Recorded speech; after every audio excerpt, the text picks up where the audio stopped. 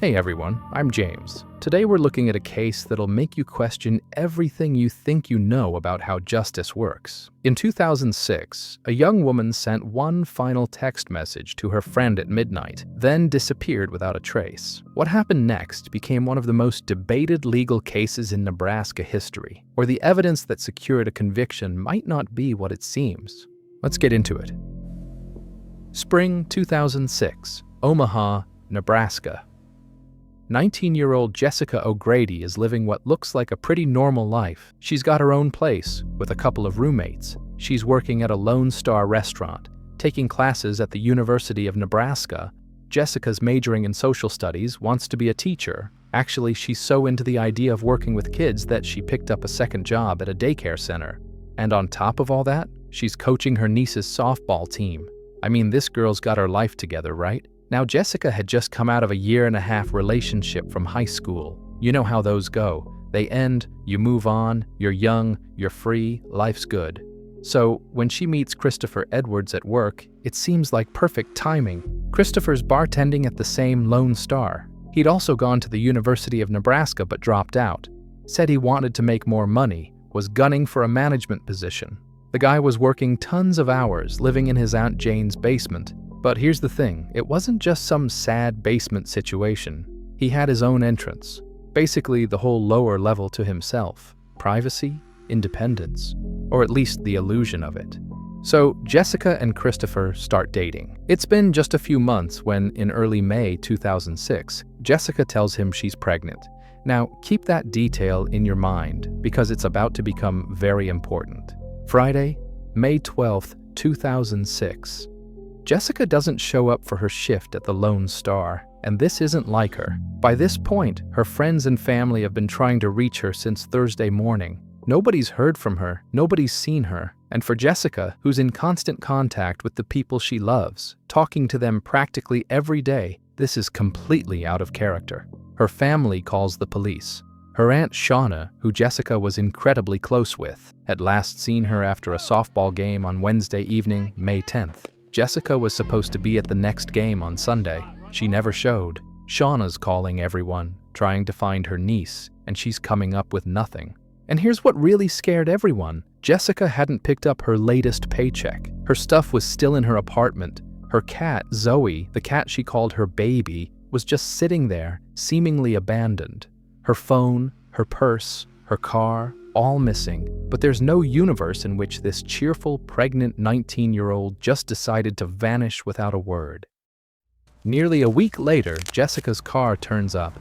It's a Hyundai Accent found in a parking lot directly across from the Lone Star where she worked. The keys are gone. Police dust it for prints, swab for DNA, nothing, zero. And there's no evidence Jessica even drove it there. No cameras in the area either, so they can't see who did.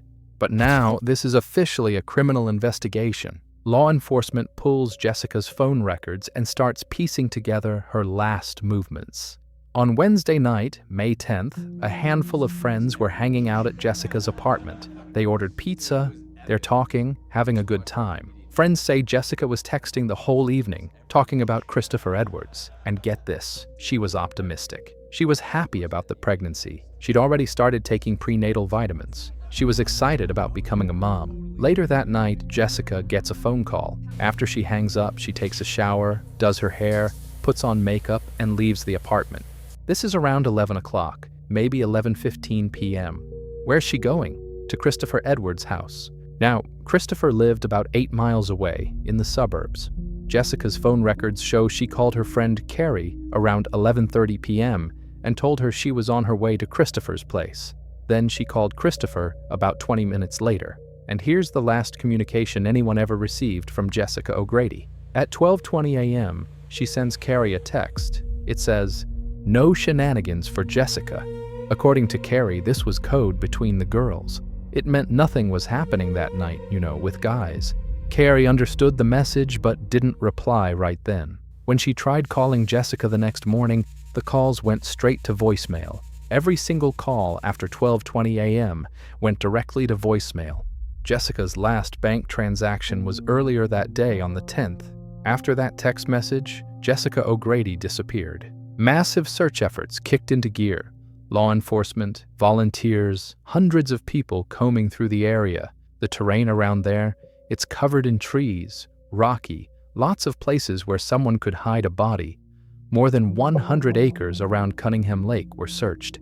Teams went through mud bars and sandy shores along the Elkhorn River, climbing over rocks, navigating slippery slopes. And while all of this is happening, while people are desperately searching for Jessica, where's Christopher Edwards? He's spending the weekend with his girlfriend. Not Jessica, no. Christopher had a girlfriend named Michelle Wilkin. They'd met at the restaurant back in March 2005. They became friends, started dating, and by January 2006, Michelle was pregnant too. Let me make sure you're following this. Christopher Edwards, not even 20 years old, working as a bartender, living in his aunt's basement, is about to become a father twice over with 2 different women. And here's the kicker. Michelle thought they were exclusive. In fact, just 2 days before Jessica disappeared, on May 8th, Michelle and Christopher had been discussing marriage plans. Michelle had no idea Christopher was seeing Jessica. She definitely didn't know Jessica was pregnant with his child. So while hundreds of volunteers are searching a mile radius around his aunt's house for Jessica, Michelle is down in Christopher's basement bedroom with him, completely oblivious. When Shauna Stansel started looking for her niece, she went to the Lone Star and talked to employees, including Christopher. He told her he had no idea where Jessica was, said he hadn't seen her since Tuesday, the 9th, claimed they'd had plans for Wednesday night, but those plans fell through, so he never saw her. That's the same story he told police when they showed up at his house, asking to look around. Now, they didn't have a warrant yet, so Christopher could refuse to let them search certain areas. He wasn't thrilled about it, asked if they could come back in a few days, but eventually agreed to let them search. Under his control, of course.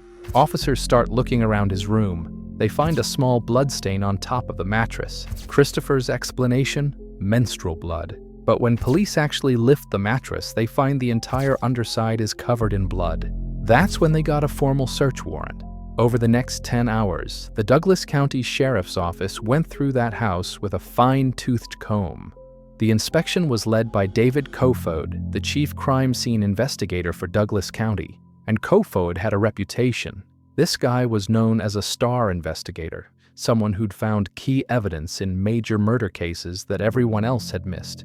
Remember that name, David Kofod, because it's going to come back in a big way. They processed Christopher. Hair samples, fingerprints, nail clippings, DNA swabs. Nearly 200 photos were taken of the basement bedroom, the walls, the ceiling, the garage. In the bedroom, there was blood spatter visible to the naked eye around the bed. Christopher said he'd cut his wrist a few days earlier. That's what caused it. They sprayed luminol on the walls. More bloodstains appeared. On the ceiling too, and someone had tried to cover them up with white paint. Sloppy job, but definitely an attempt. DNA testing confirmed it was Jessica's blood throughout the room. The pillows and sheets had been removed and replaced with new ones. The mattress had been flipped over. Scented candles had been burning everywhere, leaving this sweet smell hanging in the air. It wasn't a thorough cleanup, not even close, but it was unmistakably an attempt to hide what happened to Jessica O'Grady in that room. In the garage, investigators found a black plastic trash bag next to Christopher's car. Inside were 2 blood-soaked towels and a receipt from a drugstore in West Omaha. They pulled surveillance footage from that store. There's Christopher, clear as day, shopping at 7:30 p.m. on Thursday, May 11th, the day after Jessica disappeared. What did he buy? Poster paint, white shoe polish, and correction fluid. The poster paint? Chemically identical to what was found on his bedroom ceiling. At this point, Christopher voluntarily turned himself into police. But here's where it gets interesting. They didn't charge him. Why? Because there were gaps in the case. Jessica's body hadn't been found. No murder weapon had been discovered. And by the time they found that mattress, Christopher had nearly a week to dispose of evidence. The amount of blood in that house told investigators Jessica didn't walk out of there alive. But how did Christopher move her? There were only 2 ways out of that basement. The storm window was too small to fit a body through, which left the staircase. And Christopher weighed 135 pounds. There's no way he carried her up those stairs alone. No blood drips, no drag marks. He had help. Someone else knew what happened, and they weren't talking. The Douglas County Sheriff's Department knew they had their guy, but But Nebraska had never convicted anyone of murder without finding the body. They needed more. So David Kofod and his CSI team went back to the house for another look. And wouldn't you know it, Kofod made a miraculous discovery. He found 2 tiny spots of dried blood in the trunk of Christopher's car. One was on the upper gas casket, in a spot where you couldn't see it from any angle unless you were literally inside the trunk looking up. The second was on the underside of the trunk lid. 2 other CSI team members had already searched that car and missed these stains completely. But wait, there's more. Kofod also found something else that had somehow been overlooked during the original search. In Christopher's bedroom closet, there was a pair of Bangkok ceremonial swords. How had the first search team missed swords in a closet? Nobody could quite explain that. But now investigators had what they believed was the murder weapon. Lab tests at the University of Nebraska came back with results that would change everything. The blood from the trunk, Jessica's DNA. They swabbed the handle of one of the swords, Jessica's DNA. The tip of the sword, Jessica's DNA. Then Kofod had what he called a feeling about some pruning shears that had been collected during the first search. Those shears had originally tested negative for DNA, but when they were retested at Kofod's instruction, suddenly they came back positive for Jessica's DNA. Investigators built their theory. Jessica was attacked while she slept in Christopher's bed on the night of May 10th. Christopher then carried her body up the stairs, into the garage, put her in his car, and dumped her somewhere. Later, he drove her car to that parking lot near the restaurant and abandoned it. But some things didn't add up. How did the pruning shears fit into this? And why was the trunk of Christopher's car spotless except for those 2 microscopic blood samples Kofod found? If Jessica's body had been in there, you'd expect way more evidence. And the sword, the supposed murder weapon, was remarkably clean. Way too clean for something that had allegedly just been used to kill someone. Christopher Edwards was charged with murder. The prosecution offered him a plea deal. Tell us where Jessica is and you'll serve 10 to 20 years, eligible for parole in as little as 5 years. He could have been out before he turned 30. Christopher said no. His father, Bob Edwards, was reportedly convinced that no jury would convict his son without a body. He pushed Christopher to reject the deal. The trial started in late March 2007.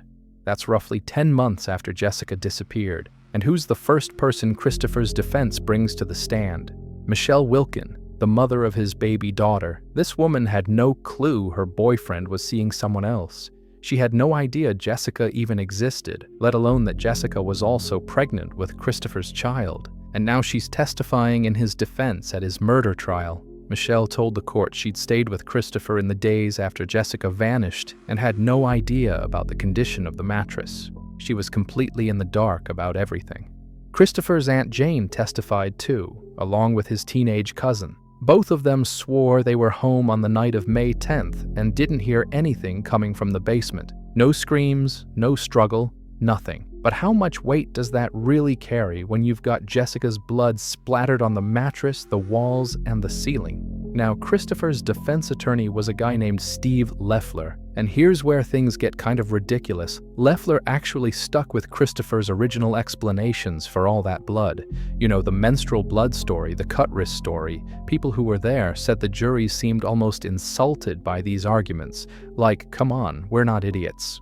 But here's what's really interesting. What Loeffler didn't argue were the massive holes in the prosecution's theory. Let me walk you through this, because honestly, some of this stuff makes no sense. First, the sword. If Christopher really used that ceremonial blade to attack Jessica, why was there only a tiny fragment of blood on the handle? These weren't simple kitchen knives. They were ornate, decorative swords with all kinds of grooves and crevices. If you're using one of those to hurt someone, there's going to be blood everywhere on that thing.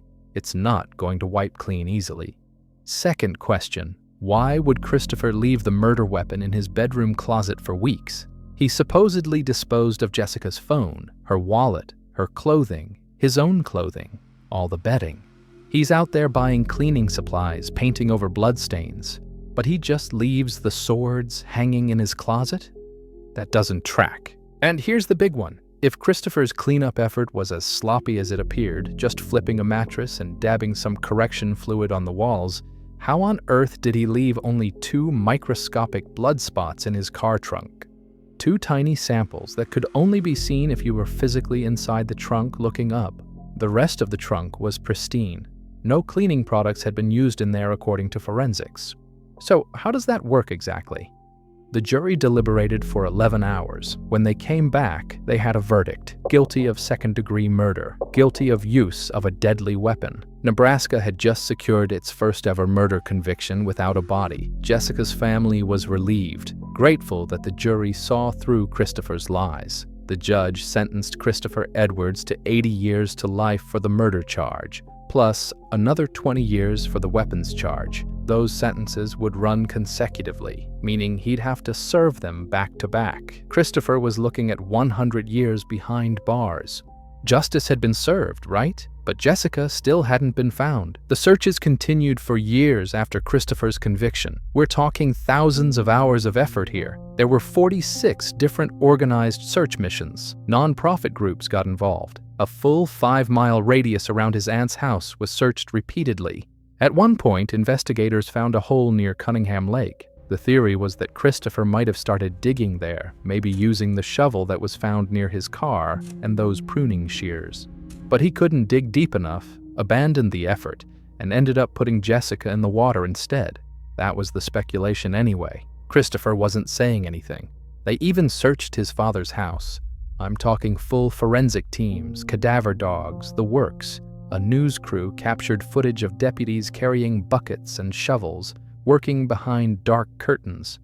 5.5 years later, crime scene investigators are at the home of Edward's father. This is the backyard. The cadaver dog alerted to something, which meant there could be a body. Cadaver dogs found a crucial clue. But when they started digging, they found nothing.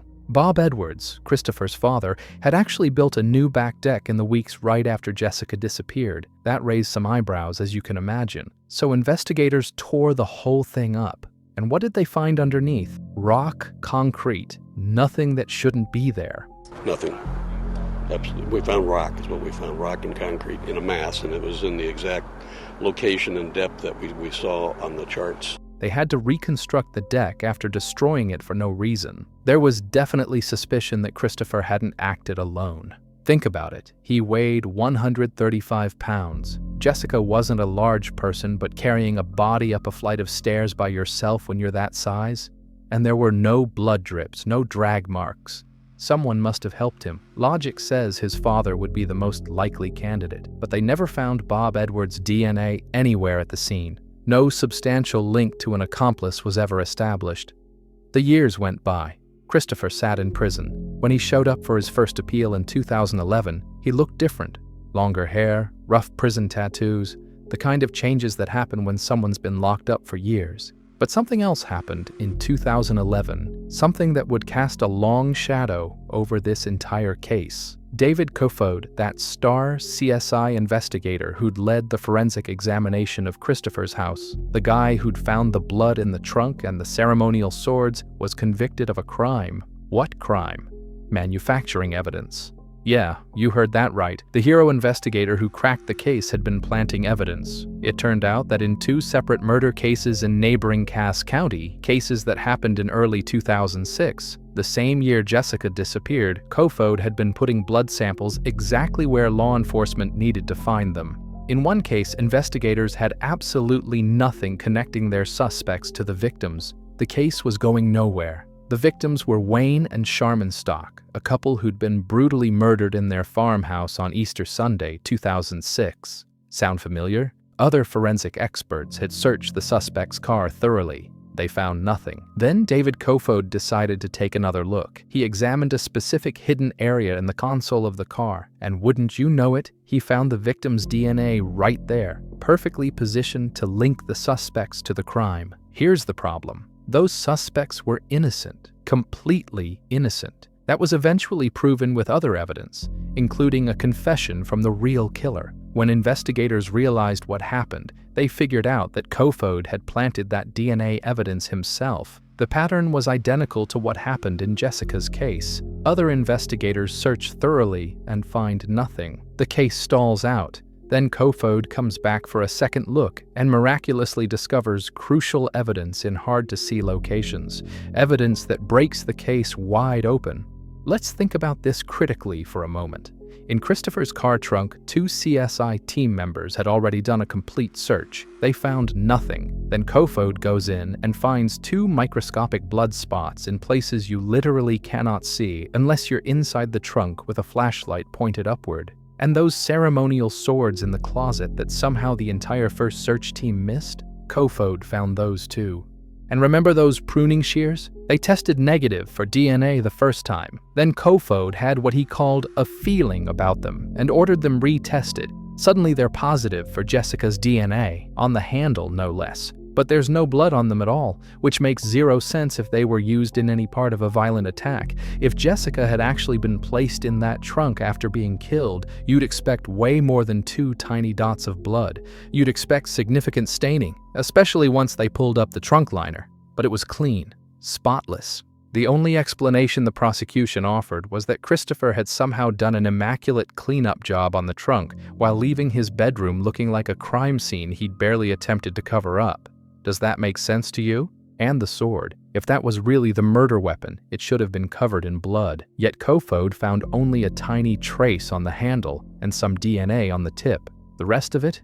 Clean. Looking at the blood spatter patterns in the bedroom, experts noted that they indicated a much smaller weapon had been used. Not a large sword, something else entirely. Some people speculated that without the evidence Kofod discovered in that car trunk and with those swords, the state might not have brought charges against Christopher at all. In fact, that's exactly where the case stood before Kofod's second search. It was stalled. They had evidence of a violent incident, but no clear way to prove murder or disposal of a body. Then Kofod worked his magic, and suddenly they had everything they needed. Christopher filed his appeal. His lawyers argued that the evidence had been falsified, that Kofod had done to their client exactly what he'd done to those innocent people in Cass County. But the Court of Appeals wasn't buying it. They ruled that even if you threw out all of Kofod's discoveries, there was still enough evidence to convict Christopher. The mattress, the blood spatter, the attempted cover-up, Christopher's lies. That was sufficient for a murder conviction, they said. Christopher's appeals kept getting denied. 2012, rejected. 2016, he asked for a new trial. Denied. 2018, another motion. Denied again. And here's the cruel irony. Remember that plea deal Christopher turned down? 10 to 20 years, eligible for parole in as little as 5. If he'd taken it, if he'd told them where Jessica was, he could have been out by now. He might have been released before he turned 30. Instead, his father convinced him to roll the dice with a jury, and now he's serving 100 years. David Kofod, meanwhile, served about 18 months in prison on what could have been a 4-year sentence. And to this day, he insists he didn't plant evidence in Jessica's case or anywhere else. He claims the judge never actually proved he planted anything. Shauna, Jessica's aunt, the woman who raised the alarm when Jessica first went missing, she's never gotten closure. None of Jessica's family has. They searched for years, literally years. We're talking about a woman who wanted to be a teacher, who was coaching her niece's softball team, who was excited about becoming a mother, and her family doesn't even have a place to visit, to grieve properly. Shauna has said she believes people close to Christopher know where Jessica is. She's asked them publicly to come forward, to let the family know where Jessica's body is so they can give her a proper burial. But nobody's talking. If Christopher had help, and it seems pretty clear he must have, that person or those people have kept quiet for almost 2 decades now. You have to wonder what kind of person does that. What kind of person helps dispose of a body and then just goes on living their life knowing that a family is out there desperately searching for their daughter, their niece, their friend? Christopher Edwards is still in prison. He's been there since 2007, and he still maintains he's innocent. His family has been vocal about their belief that the investigation was botched from the start. They say law enforcement zeroed in on Christopher immediately and then ignored other leads. They've made statements saying both families deserve closure with justice and that the one-sided investigation by police isn't going to achieve either. But here's where I struggle with that argument. Even if Kofod planted evidence, even if the blood in the trunk was fabricated, even if those swords were placed there after the fact, you still have Jessica's blood all over Christopher's bedroom. You still have him lying repeatedly about when he last saw her. You still have him buying cover-up materials the next day. You still have him trying to paint over bloodstains on his walls and ceiling. So what's the innocent explanation for all of that? because Christopher's never provided one that makes any sense. The menstrual blood excuse, the cut wrist explanation, those were laughable. And if he didn't do anything to Jessica, why did he need to clean up his room at all? Jessica O'Grady would be 39 years old today if she were alive. She'd probably be teaching, maybe coaching softball, maybe raising kids of her own. Instead, she's been missing for nearly 20 years. Her body is somewhere, and someone knows where, but nobody's talking. And so the O'Grady family continues to wait. They continue to hope that someday someone will have a crisis of conscience and come forward, that someone will finally tell them where Jessica is so they can bring her home. But every year that passes makes that less likely. That's it for today's video. If you found this case as complicated as I did, let me know your thoughts in the comments below. Thanks for watching, and I'll see you in the next one.